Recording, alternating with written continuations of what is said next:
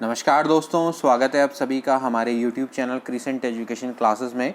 दोस्तों, अगर आप उत्तराखंड एलटी एग्ज़ाम की प्रिपरेशन करते हैं तो आप हमारे चैनल से जुड़ सकते हैं, क्योंकि हमारे द्वारा लगातार इम्पॉर्टेंट सीरीज़ चलाई जा रही है जिसमें हम आपको मॉडल पेपर्स प्रोवाइड करवाते हैं। दोस्तों, अभी तक हमने आपको 11 मॉडल पेपर प्रोवाइड करवा दिए हैं, जिसमें हम आपको 30 इम्पॉर्टेंट सेलेक्टिव क्वेश्चंस करवाते हैं जो कि आपके बिल्कुल सिलेबस के अकॉर्डिंग डिस्ट्रीब्यूट होते हैं। दोस्तों, अभी तक हमने आपको 11 मॉडल पेपर प्रोवाइड करवा दिए। अगर आपने वो वीडियोज़ नहीं देखी है तो ज़रूर देख लेना, बहुत ज़्यादा हेल्प मिलेगी। दोस्तों, इसी क्रम में आज हम 12th नंबर का मॉडल पेपर लेकर आए हैं, जिसमें हमने अगेन 30 क्वेश्चंस सेट किए हैं बिल्कुल आपके सिलेबस के अकॉर्डिंग। इस वीडियो को पूरा देखिएगा, आपको बहुत ज़्यादा बेनिफिट मिलेगा और आपने कितना स्कोर किया वो भी कमेंट बॉक्स में ज़रूर बताइएगा। दोस्तों, काफ़ी बच्चे पीडीएफ की डिमांड करते हैं, मैं पहले भी बता चुका हूं। आप हमारे टेलीग्राम चैनल से जुड़ जाइए, वहां पर हमारी सारी वीडियोस की पीडीएफ अवेलेबल हो जाएगी। आपको लिंक अबाउट सेक्शन में अवेलेबल है, इस वीडियो के डिस्क्रिप्शन बॉक्स को भी देख लेना, वहां भी लिंक प्रोवाइड करवा दूंगा। तो चलिए वीडियो को स्टार्ट करते हैं। सो फ्रेंड्स, आज है मॉडल पेपर 12 और देखिए पहला क्वेश्चन है, स्वकेंद्र परीक्षा प्रणाली के विषय में आपका क्या विचार है।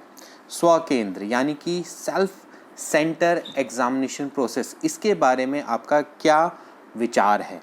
इसमें छात्रों को नई जगह जाकर समायोजन का कष्ट नहीं झेलना पड़ता, इससे छात्रों की नकल की सुविधा हो जाती है। इस व्यवस्था में छात्र अधिक अनुशासित रह सकते हैं।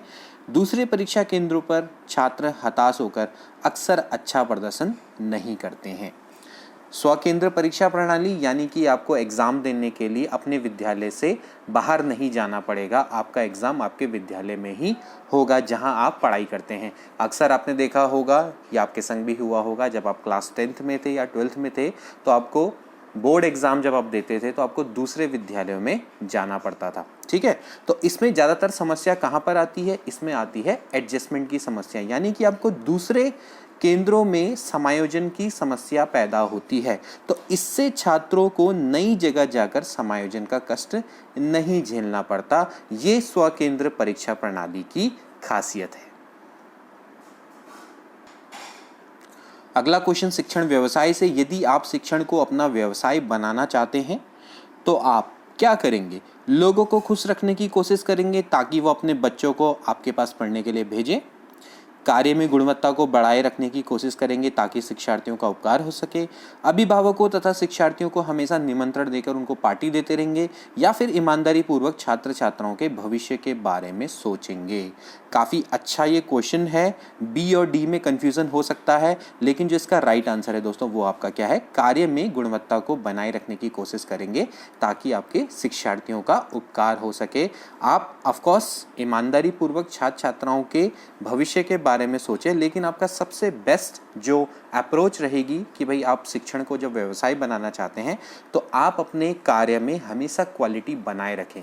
जब आप क्वालिटी कंटेंट प्रोवाइड करवाएंगे, जैसे कि हम भी आपको यूट्यूब में कोशिश करते हैं कि आपको क्वालिटी हम को मेंटेन रखें, क्वालिटी कंटेंट प्रोवाइड करवा सकें, जिससे कि आपका भी क्या हो सके, उपकार हो सके। तो वही यहाँ पर आपकी हमेशा कोशिश रहती है एक शिक्षक की कि वो हमेशा अपनी क्वालिटी को मेंटेन करे या फिर उसको इन्हेंस करे तो और भी अच्छा है। ठीक, तो छात्र की उपकार के लिए आप अपने कार्य में गुणवत्ता को बनाए रखने की कोशिश करेंगे। अगला क्वेश्चन, शिक्षक के गुण। शिक्षक का वह गुण जो उसे अन्य व्यवसायियों से अलग करता है। शिक्षक का वो कौन सा गुण है जो उसे अन्य व्यवसायों से अलग करता है। कर्मठता, अध्ययनशीलता, भाषण देने में निपुणता, या फिर उपरोक्त तीनों। तो इसका राइट आंसर क्या है दोस्तों, इसका राइट आंसर है अध्ययनशीलता।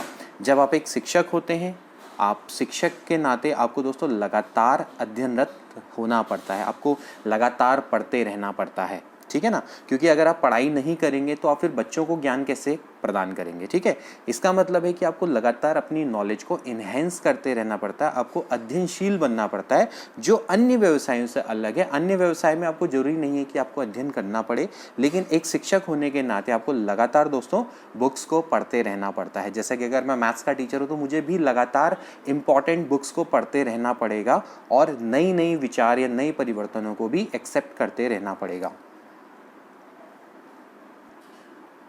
इसके बाद नेक्स्ट क्वेश्चन, शिक्षक को शिक्षा के क्षेत्र में पाई जाने वाली समस्याओं को जानना अति आवश्यक है। शिक्षा के प्रति अभिरुचि, ठीक, वह इसके समाधान के लिए अपनी राय दे सकता है। इससे अध्यापक की संवेदनशीलता बढ़ती है और वह अधिक निष्ठा से काम कर सकता है। वह प्रधानाचार्य को इसकी जानकारी देने के लिए उत्तरदायी है। उसे ही समाज को बदलना है। तो अगर आप शिक्षा के क्षेत्र में पाई जाने वाली समस्याओं को जानेंगे तो वो क्यों आपके लिए जानना आवश्यक है? वो इसलिए जानना आवश्यक है दोस्तों क्योंकि इससे अध्यापक की संवेदनशीलता बढ़ती है और वो अधिक निष्ठा से काम कर सकता है। जब आपको शिक्षा की समस्याओं के बारे में अच्छे से पता होगा तभी दोस्तों आप उन मामलों के प्रति संवेदनशील बनेंगे और उनके लिए या उनको उन समस्याओं के समाधान के लिए आप दोस्तों क्या करेंगे? कार्य करेंगे और आपकी निष्ठा अपने कार्य की ओर बढ़ेगी। नेक्स्ट क्वेश्चन, शिक्षा के क्षेत्र में सर्वाधिक महत्वपूर्ण तत्व अभिरुचि है, यह विचार किसका था? बहुत अच्छा देखिए स्टेटमेंट। मैंने तो पहले ही बोला है कि आपका एक स्टेटमेंट जरूर वहाँ पर एग्जाम में आएगा और ये हमेशा से खासियत रहती है किसी भी टैट एग्ज़ाम की या फिर किसी भी शिक्षण से रिलेटेड एग्ज़ाम की कि हमेशा वहाँ पर कथन आते हैं। तो अगर कथन वहाँ पर आते हैं तो आपको जितने भी जो स्टेटमेंट हैं इनको ज़्यादा से ज़्यादा पढ़ना पड़ेगा और ख़ासकर जो जितने भी इम्पॉर्टेंट मनोवैज्ञानिक हैं उनके कथनों को तो आपको याद करना पड़ेगा। देखिए, शिक्षा के क्षेत्र में सर्वाधिक महत्वपूर्ण तत्व अभिरुचि है, यह कथन था टीपी नन का। ठीक है, इसको आपने ध्यान में रखना है। इसके बाद नेक्स्ट क्वेश्चन देखिए, कक्षा शिक्षण की संश्लेषणात्मक विधि के अधीन छात्र, जब संश्लेषण होता है तो उस विधि में छात्र किस मैक्सिम का प्रयोग करता है, किस टीचिंग मैक्सिम का प्रयोग इसमें शिक्षक का होना चाहिए, मतलब शिक्षक कौन से टीचिंग मैक्सिम की ओर का यूज़ होता है इसमें। ठीक है, ये आपके क्या है? शिक्षण सूत्र है। अज्ञात से ज्ञात की ओर बढ़ता है, ज्ञात से अज्ञात की ओर बढ़ता है, तर्क शक्ति का पूरा प्रयोग करता है या फिर सक्रिय भागीदार नहीं बन पाता। तो ये आपके दोस्तों ये शिक्षण सूत्र है, यानी कि टीचिंग मैक्सिम। तो यानी इसमें जो छात्र होता है दोस्तों वो बढ़ता है ज्ञात से अज्ञात की ओर। ठीक है, संश्लेषणात्मक जो विधि होती है या फिर इसको सिंथेसिस मेथड भी बोला जाता है अंग्रेजी में, इसका अर्थ होता है छोटे छोटे टुकड़ों को जोड़कर एक नया और विस्तृत रूप देना। ठीक है, जब हम एनालाइज की बात करते हैं यानी कि विश्लेषणात्मक विधि की बात करते हैं तो उसमें हम क्या करते हैं छोटे छोटे टुकड़ों में तोड़ देते हैं बड़ी चीज़ को। ठीक है, यानी कि खंडों में बांट देते हैं।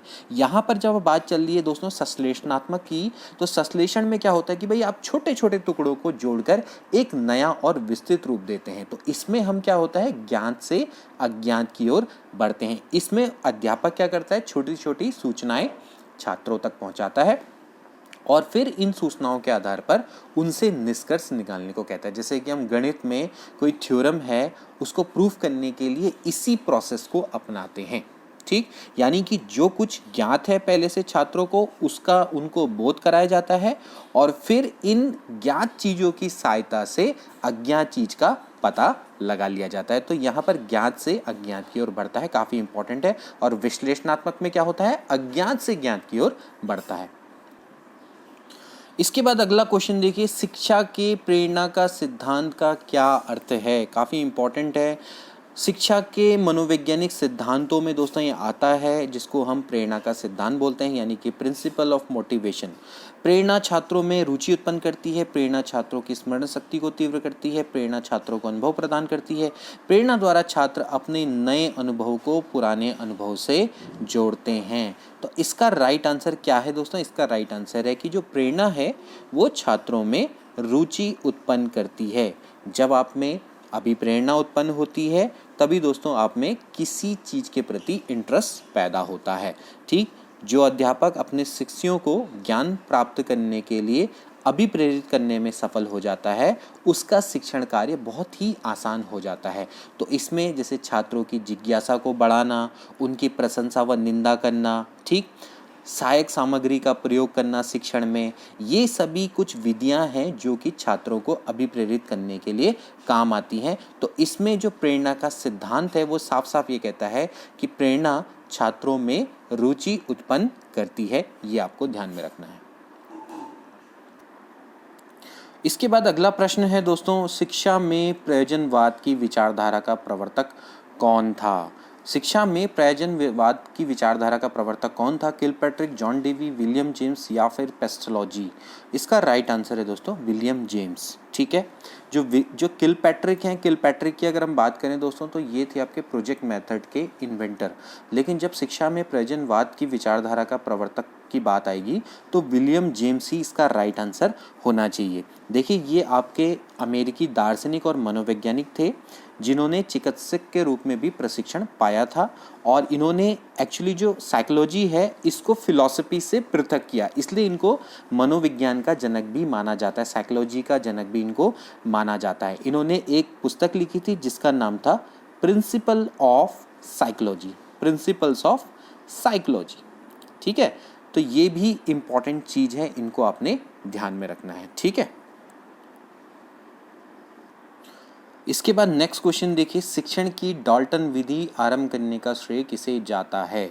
शिक्षण की डाल्टन विधि डॉक्टर डाल्टन को, पार्कहर्स्ट को, किलपैट्रिक को या फिर पिंसेंट को? तो इसका राइट आंसर है दोस्तों पार्कहर्स्ट। डाल्टन प्रयोगशाला योजना या फिर इसको डाल्टन योजना भी बोला जाता है, शिक्षण का एक कॉन्सेप्ट है जिसे अमेरिका की शिक्षा शास्त्री कुमारी हेलन पार्कहर्स्ट, ठीक है, इनका आप ध्यान में रखना, कुमारी हेलन पार्कहर्स्ट, इन्होंने इसको आरंभ किया सन 1912 में, और 8 से 12 वर्ष के अवस्था के बच्चों के लिए ये नई शिक्षण योजना इनके द्वारा बनाई गई थी।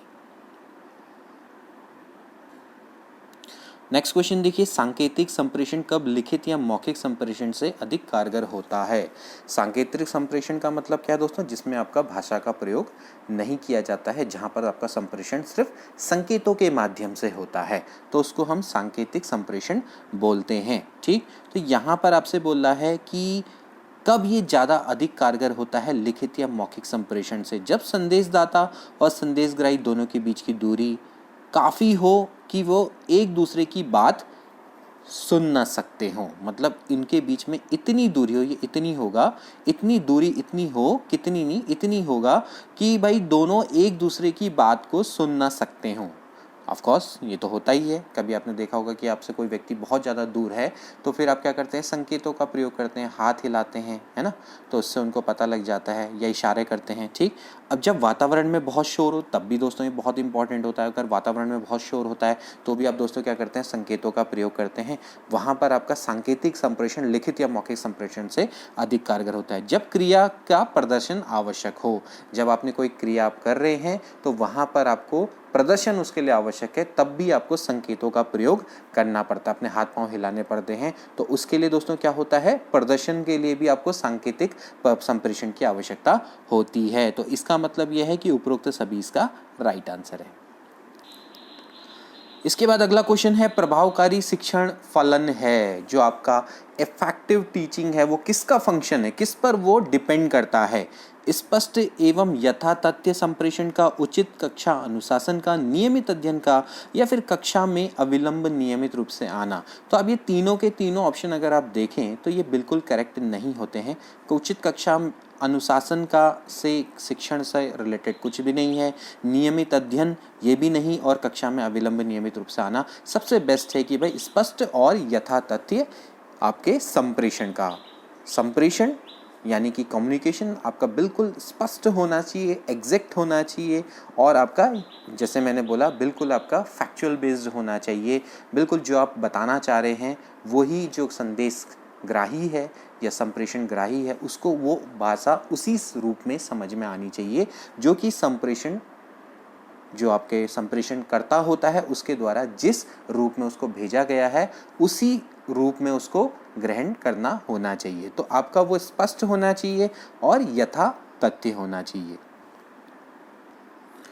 नेक्स्ट क्वेश्चन देखिए, गणित शिक्षण के लिए निम्न में से कौन सी संप्रेषण रणनीति सर्वाधिक उपयुक्त है? निरंतर गद्य रणनीति, स्व अन्वेषण रणनीति, एल्गोरिथम या फिर निर्णय तालिका? तो इसका राइट आंसर क्या होना चाहिए? इसका राइट आंसर है दोस्तों एल्गोरिथम। इसके लिए सबसे बेस्ट आपकी अप्रोच होनी चाहिए, यानी कि कम्युनिकेशन रणनीति होनी चाहिए, जो कि गणित शिक्षण के लिए अति आवश्यक है। एल्गोरिथम क्या होता है दोस्तों? वो किसी काम का एक तरीका आप मान लीजिए जो एक खास क्रम में किया जाता है और अलग अलग काम करने के लिए भाई आपके अलग अलग एल्गोरिदम होते हैं। जैसे कि आपको माना अदरक बनाने वाली चाय का एल्गोरिदम है, तो उसके लिए आप कैसे करेंगे? जैसे अदरक वाली चाय बनानी है तो आपको एक तरीके से ये क्रम फॉलो करने पड़ेंगे। जैसे कि पहले आप गैस को ऑन करेंगे, उसके बाद बर्तन में पानी लेंगे, फिर अदरक या इलायची डालेंगे, फिर उसके बाद चीनी डालेंगे, चाय पत्ती डालेंगे, उसके बाद दूध डालेंगे और फिर उसके बाद उबलने के बाद गैस बंद कर देंगे। तो फिर आपकी क्या हो जाएगी दोस्तों? एक तरीके से चाय बन जाएगी। तो ऐसे ही आपका दोस्तों क्या होता है? एल्गोरिदम होता है। तो जैसे कंप्यूटर में भी क्या होता है भाई, कंप्यूटर की भाषा में एल्गोरिदम का उपयोग भाई किसी प्रोग्राम के लॉजिक को प्रस्तुत करने के लिए किया जाता है, ठीक। तो उसमें हम क्या होता है भाई, कोई समस्या है उसके समाधान पहुंचने का क्या होता है? एक तरीका होता है। तो जो इस तरीके को हम क्या करते हैं, इस तरह से डिज़ाइन करते हैं। यदि हम उसकी कमांड को उसी क्रम में फॉलो करेंगे तो हमें क्या होगा? वांछित परिणाम प्राप्त हो जाएंगे, ठीक है। तो यानी कि जो एल्गोरिथम है वो एक ऐसी प्रक्रिया होता है जिसमें नियमों को, सेट को क्रमानुसार तब तक फॉलो किया जाता है या तब तक गणना की जाती है जब तक कि हम उस समस्या के हल में ना पहुंच जाएं, या फिर हमें जो हमारे डिजायर्ड रिजल्ट हैं वो जब तक हमें प्राप्त ना हो जाए, ठीक है। तो उसी के बाद आपका क्या होता है? एल्गोरिथम समाप्त होता है। तो ऐसे ही जब आप गणित करते हैं, गणित में आप कोई समस्या देते हैं तो उसमें भी आपको क्या होता है? एल्गोरिथम की आवश्यकता होती है। हम उसमें क्या होते हैं? नियम बता देते हैं बच्चों को कि पहले आप ऐसा करेंगे। किसी समीकरण को सॉल्व करने के लिए आप क्या करेंगे? एल्गोरिथम का यूज़ करेंगे। समीकरण अगर आपकी द्विघात समीकरण है तो आप उनको बताएंगे कि भाई पहले आप क्या करेंगे?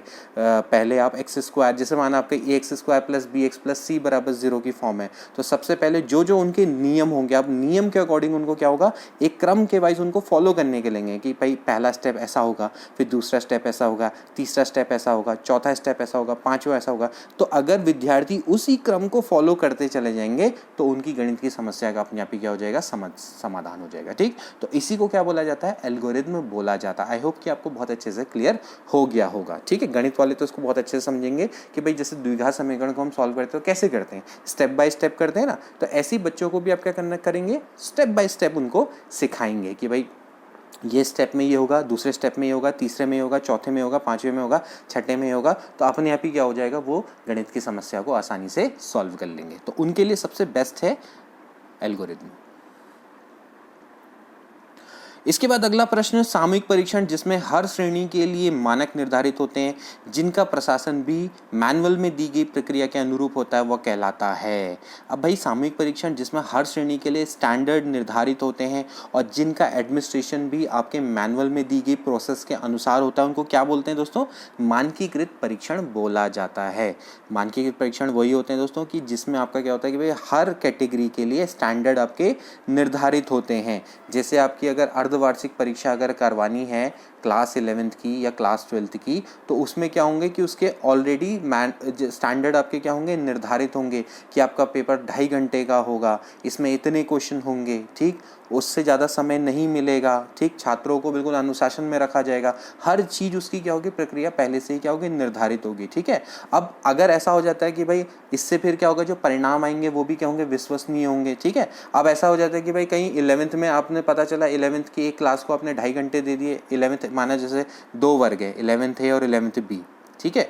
अब आपने एक वर्ग को उसी पेपर को सॉल्व करने के लिए आपने 3 घंटे दिए, अगले वाले वर्ग को 2 घंटे में कहा, तो क्या ये मानकीकृत परीक्षण होगा? नहीं होगा। क्यों नहीं हो सकता? क्योंकि यहाँ पर आपका क्या हो गया कि भाई जो इनको समय मिलेगा वो इनको मिले समय से ज़्यादा है, तो ऑफकोर्स ये जो इनका रिजल्ट होगा वो क्या होगा? अलग होगा और वो रिलायबल नहीं होगा, विश्वसनीय नहीं हो सकता। तो इसीलिए जो आपके जो स्टैंडर्ड जो टेस्ट होते हैं, स्टैंडर्डाइज टेस्ट होते हैं, उनकी सभी चीज़ें क्या होती हैं? पहले से ही निर्धारित होती है। उनके स्टैंडर्ड पहले से ही निर्धारित होते हैं। उनका एडमिनिस्ट्रेशन भी उन्हीं के अनुसार, जो उनकी प्रोसेस मैनुअल में दिया रहता है उसी के अनुसार उनका प्रोसेस भी होती है, ठीक है।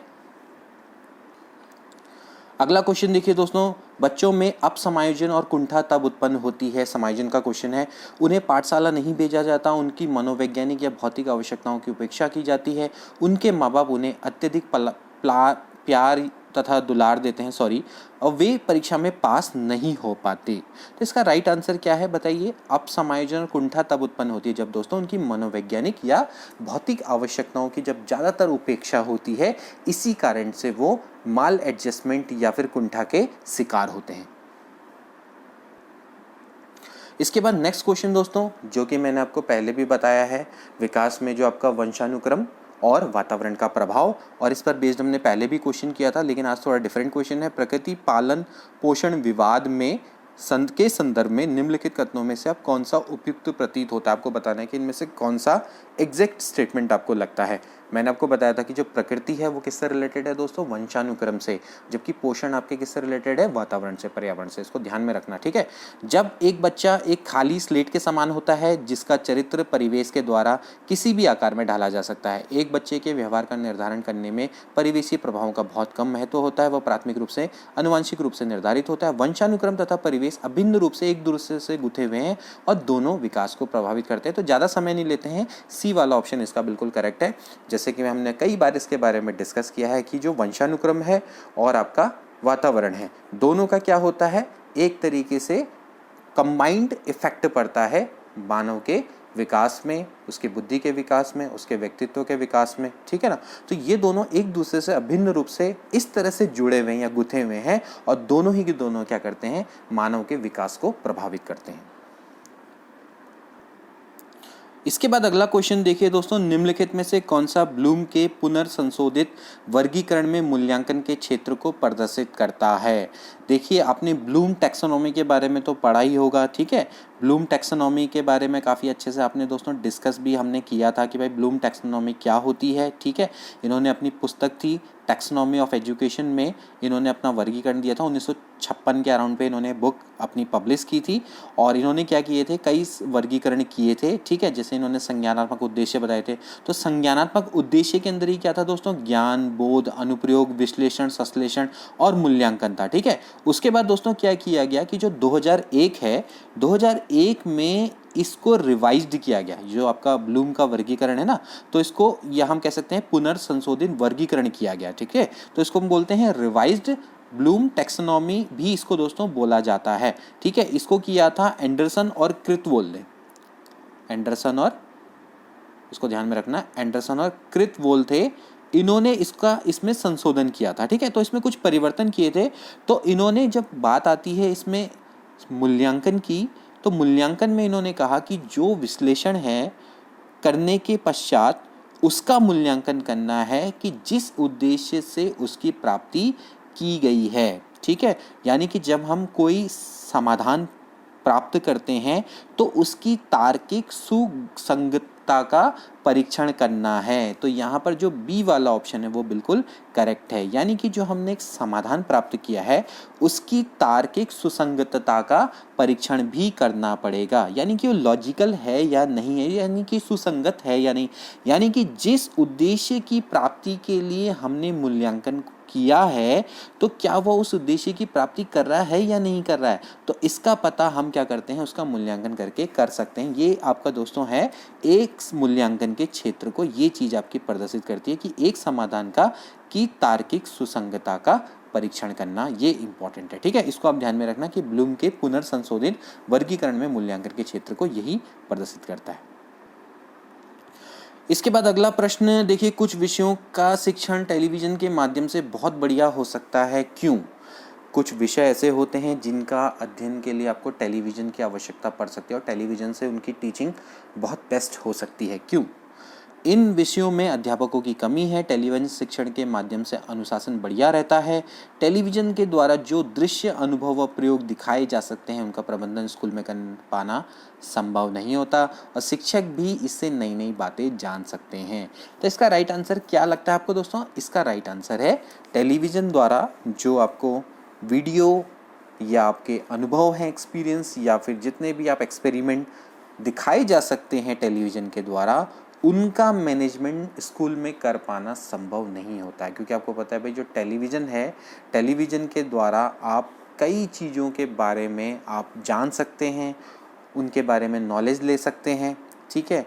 उनको ऑडियो वीडियो यानी कि आप उनकी ऑडियो भी सुन सकते हैं, उनको विजुअली भी देख सकते हैं और उनमें आप एक्सपीरियंस भी ले सकते हैं।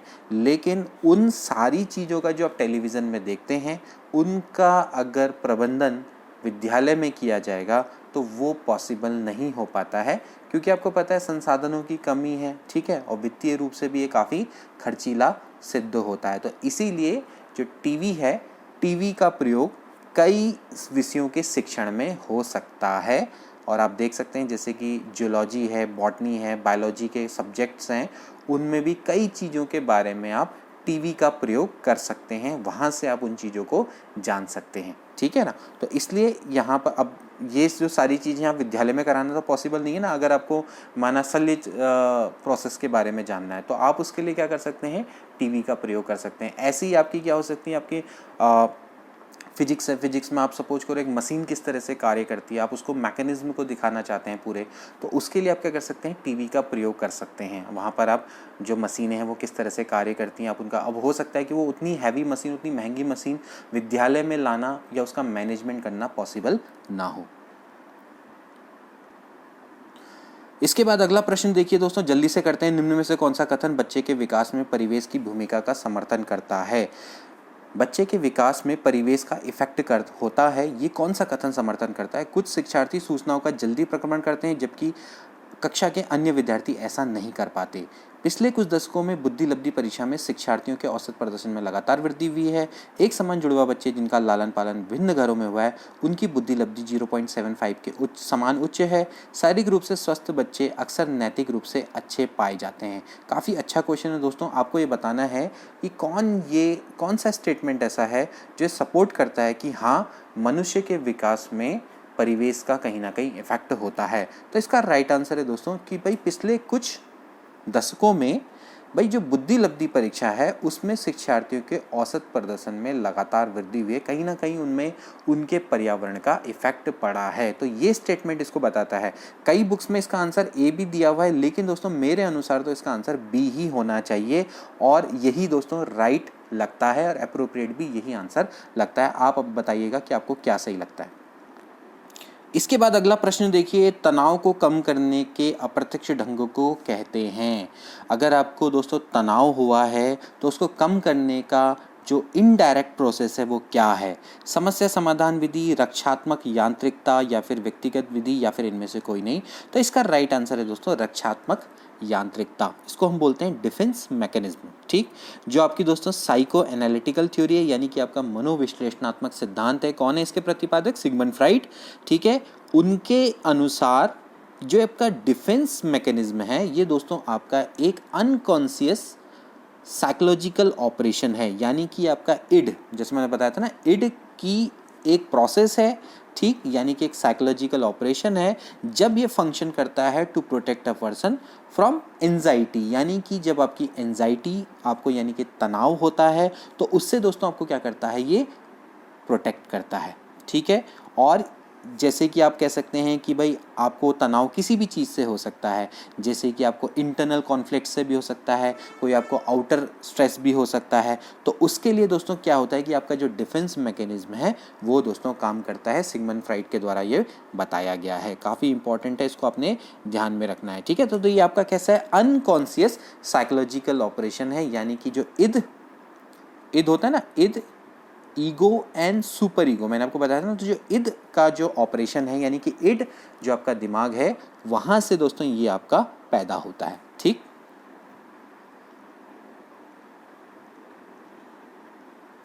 इसके बाद अगला, निम्नलिखित में से कौन सा समाजीकरण का एक प्रमुख कारक है? समाजीकरण का जब आप समाजीकरण होता है तो उसका सबसे प्रमुख कार्य कौन है? परिवार, कंप्यूटर, आनुवंशिकता या फिर राजनीतिक दल? तो भाई जब मनुष्य है, मनुष्य का जो सबसे प्राथमिक घटक जहाँ पर उसका समाजीकरण होता है दोस्तों वो क्या कहलाता है? परिवार। परिवार में रह के ही दोस्तों वो कई सारी चीज़ें बच्चा सीखता है। परिवार ही उसकी प्रथम पाठशाला है और परिवार में रह के ही उसका दोस्तों समाजीकरण होता है। सबसे प्रथम जो घटक होता है वो आपका परिवार ही होता है। तो प्रमुख कारक भी वही है।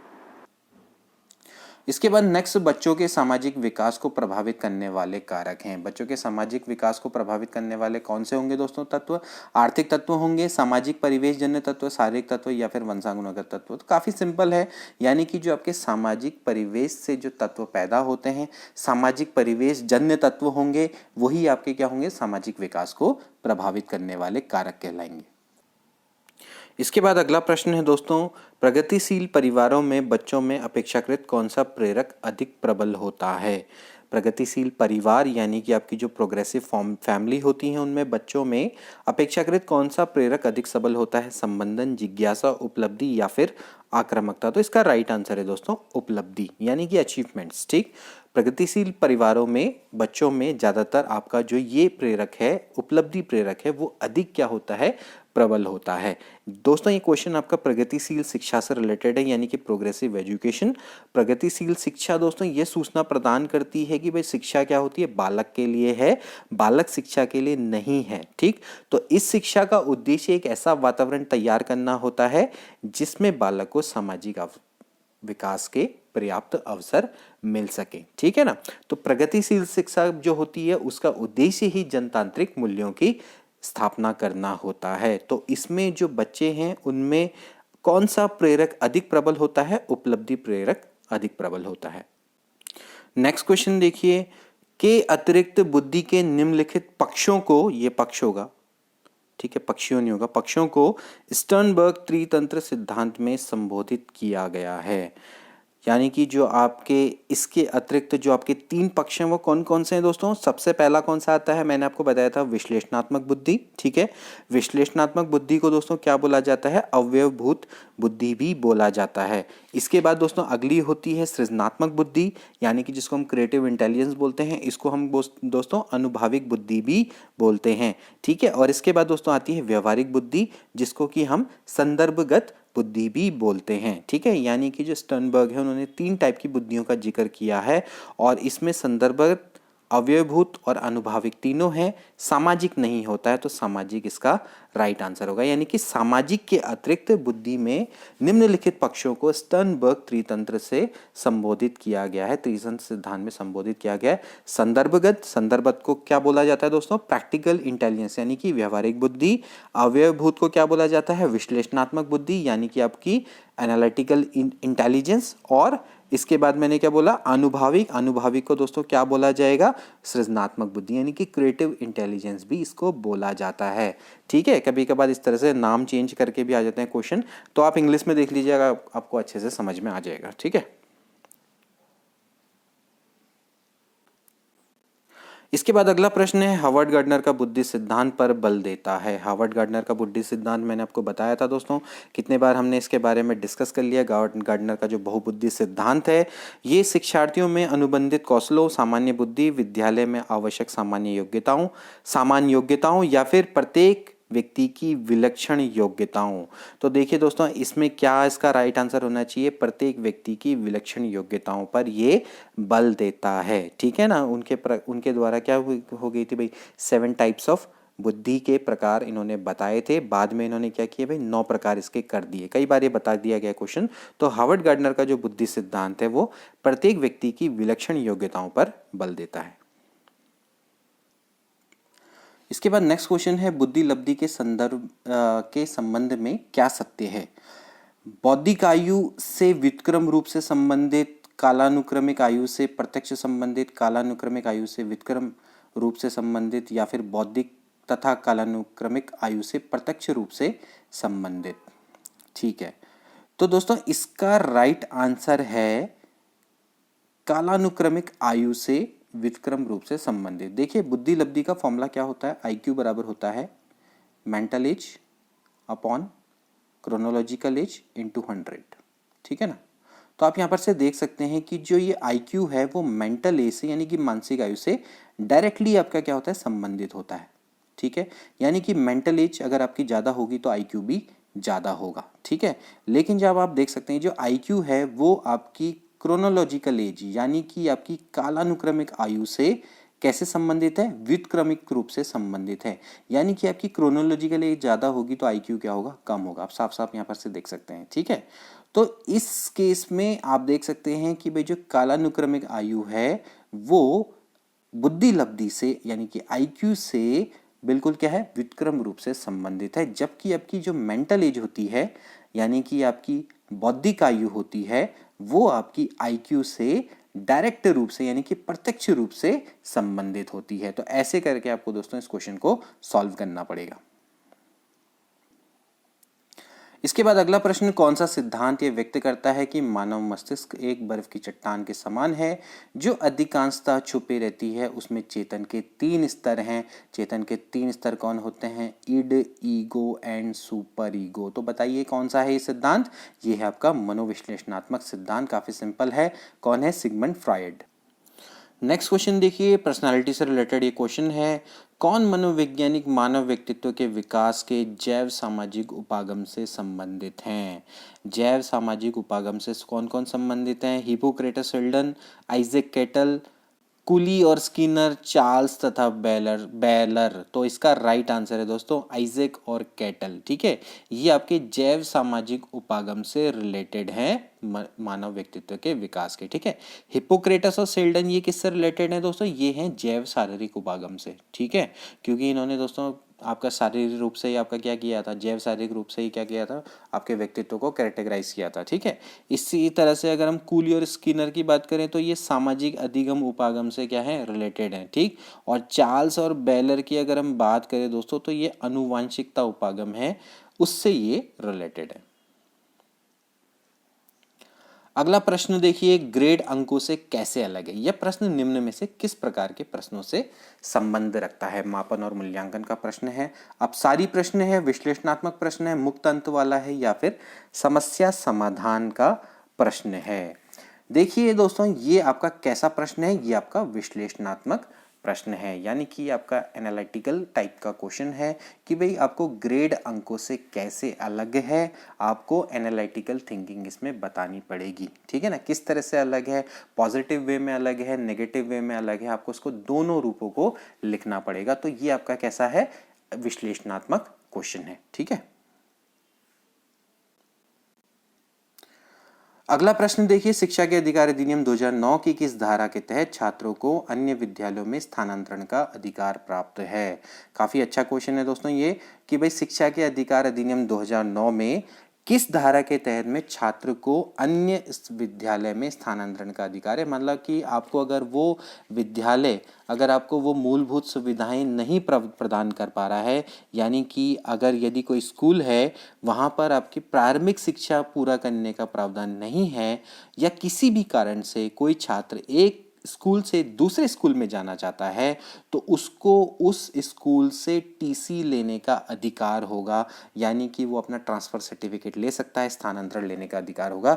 ये किसके अंतर्गत आता है दोस्तों? इसका राइट आंसर है धारा नंबर 5। ठीक है, धारा 5 में इसका प्रावधान किया गया है।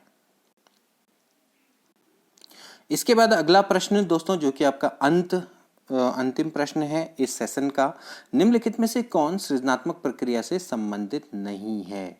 सृजनात्मक प्रक्रिया से दोस्तों कौन सा आपका संबंधित नहीं है? क्या होती है सृजनात्मकता? वह घटना जिसमें आपकी कल्पनाशील और मूल विचार वास्तविकता में बदल जाते हैं, तो उसको क्या बोला जाता है? सृजनात्मक प्रक्रिया बोला जाता है। देखिए, इसमें जो आपके ग्राहम वालिस थे, ग्राहम वालिस, ठीक है, इन्होंने 1926 में रचनात्मक प्रक्रिया को, या क्रिएटिविटी जो आपकी प्रोसेस है, इसको इन्होंने 4 चरणों में विभाजित किया था। इसमें सबसे पहला चरण था तैयारी। तैयारी को क्या बोलेंगे दोस्तों? आयोजन, यानी कि प्रिपरेशन। ठीक, तो प्रिपरेशन, उसके बाद था दोस्तों उष्मायन। ठीक है, उष्मायन। तो उष्मायन का जो अगर मैं इसकी बात करूं तो ये आपका दोस्तों क्या होगा? एक तरीके से ये होगा, इसको हम बोलेंगे उष्मायन को हम दोस्तों क्या बोलेंगे? इसको बोलेंगे इंक्यूबेशन। ठीक है ना, उष्मायन। ठीक, इसके बाद अगला आता है प्रदीपन। प्रदीपन को बोलते हैं दोस्तों इल्यूमिनेशन, यानी कि प्रबोधन।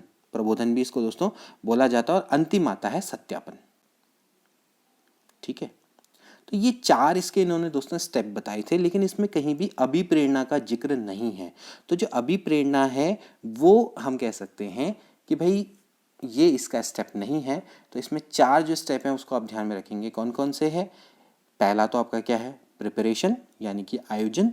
इसके बाद आता है इंक्यूबेशन यानी कि उद्भवन भी बोलो या इसको स्मायन बोलो, फिर इसके बाद आएगा इल्यूमिनेशन यानी कि प्रबोधन, और फिर लास्ट में आएगा सत्यापन।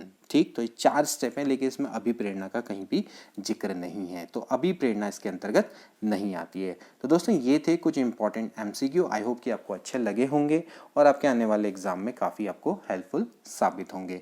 मिलते हैं अगली वीडियो में। Good bye.